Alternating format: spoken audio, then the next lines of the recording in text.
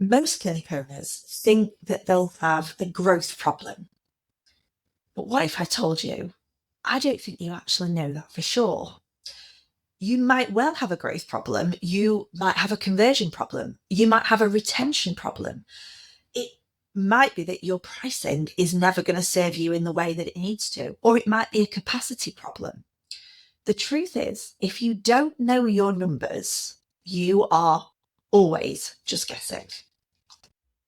Welcome to the Treat Your Business podcast, the show for clinic owners who want real, honest advice and tried and tested ways of doing things. I'm Katie Bell, and this is the new era of bigger insights and bolder conversations to help you grow a clinic and a life you love. Let's dive in.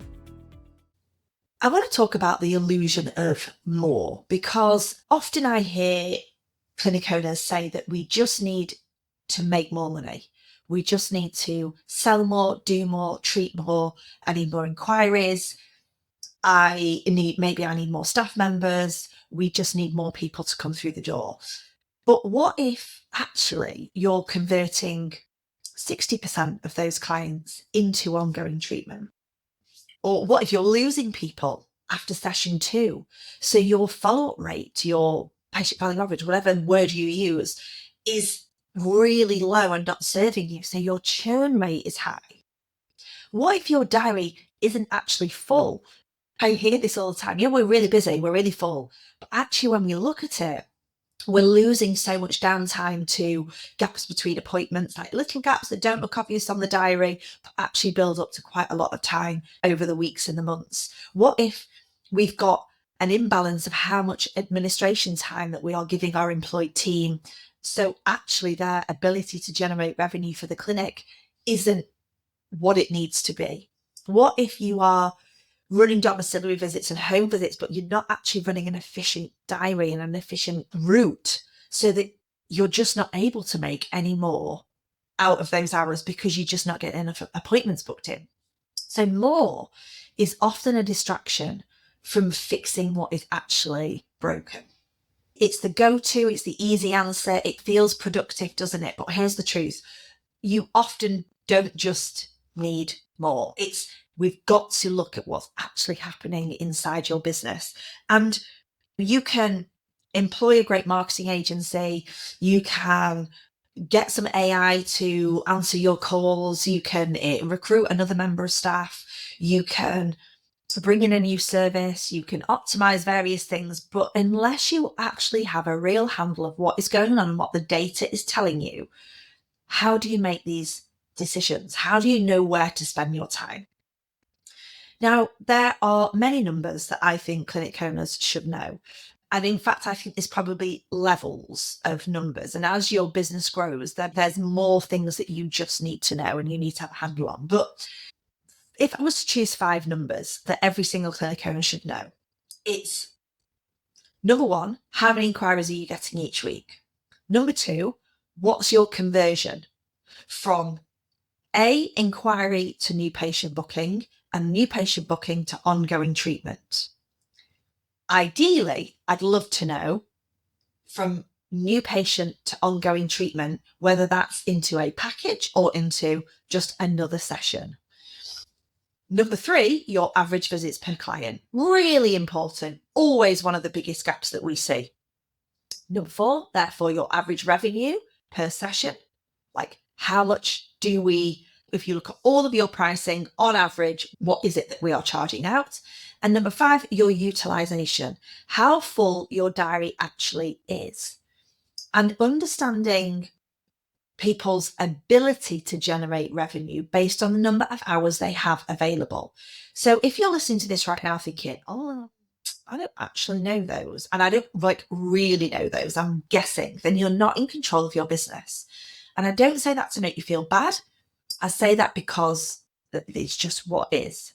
So when you don't know your numbers, you start making decisions based on guesswork. And this can feel like you're on this hamster wheel.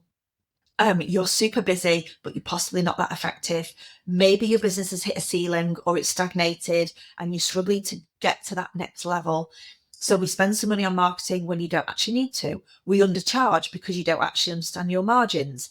Or you put a price increase, but actually it makes no difference to the bottom line because the way that your model works, that your staff instantly get a percentage of that price rise. You burn out just trying to do more. We often see people hiring at the wrong time, not having the right structures in place for hiring, or hiring when we haven't got the cash behind us to do that. Or you actually don't hire when you should. So we are then reactively hiring and it's all happening too fast. And then you stay stuck. So even though you're working really hard, this is what we see all the time, like busy clinics, full diaries, but not any clarity. And therefore not having that feeling of control about what levers we need to pull. So here's the shift that I really want you to make. And it's like understanding that your business is talking to you all the time, and it's talking to you all the time through numbers. I remember when I first opened my clinic nearly 12 years ago now, I used to tell myself, this was a limiting belief, that I was rubbish at maths. And mainly my experience of that was having a really weird maths teacher at high school. I was in the top set. I was obviously not shit at maths, but I used to just graft. I used to just work really hard to be good at what I was doing. And it, because I was in the top set and I wasn't like somebody who's got that maths brain, I always felt like I was failing and I wasn't not good enough. And I ended up having to get a maths tutor to get me through it was like the higher paper or whatever you used to say at GCSEs. My God, showing my age now. And I had to have a tutor to get me through that. And I came out with a B in GCSE. Great, fine. Did what I needed to do to get me into the next stage of doing A-levels. But this experience of always feeling like I was struggling to achieve at the higher level in maths meant that I went into running a business, and I used to say all the time, I'm just rubbish at numbers. I'm rubbish at maths, I'm rubbish at numbers, and this is going to be my biggest downfall. And I actually had a patient who I used to see for his knees, and he'd been seeing me for a few years prior to that, where I previously worked, and he decided he found me when I'd moved and set up my own business, and he was unbelievable at running and making spreadsheets, just somebody who has that ability to do things on Excel that I just couldn't even tell you how to do and what was possible. But he said to me, we have to get clear on your numbers from day one. And I remember saying, Terry, but I'm rubbish at numbers, can't do maths.